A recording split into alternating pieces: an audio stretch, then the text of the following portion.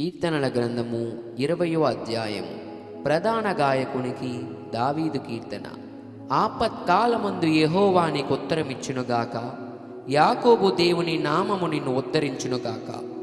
పరిశుద్ధ స్థలములో నుండి ఆయన నీకు సహాయము చేయునుగాక, సియోనులో నుండి నిన్ను ఆదుకొనుగాక. ఆయన నీ నైవేద్యములన్నిటినీ జ్ఞాపకం చేసుకొనుగాక, నీ దహన బలులను అంగీకరించునుగాక. నీ కోరికను సిద్ధింపచేసి నీ ఆలోచన యావత్తును సఫలపరచునుగాక.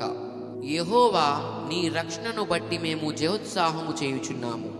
మా దేవుని నామమును బట్టి మా ధ్వజము ఎత్తుచున్నాము. నీ ప్రార్థనలన్నీయు యెహోవా సఫలపరచునుగాక. యెహోవా తన అభిషిక్తుని రక్షించునని నాకిప్పుడు తెలియును. రక్షణార్థమైన తన దక్షిణ హస్త బలము చూపును. తన పరిశుద్ధాకాశములో నుండి అతనికి ఉత్తరమిచ్చును. కొందరు రథములను బట్టియు కొందరు గుర్రములను బట్టియు అతిశయపడుదురు. మనమైతే మన దేవుడైన యెహోవా నామమును బట్టి అతిశయపడుదుము.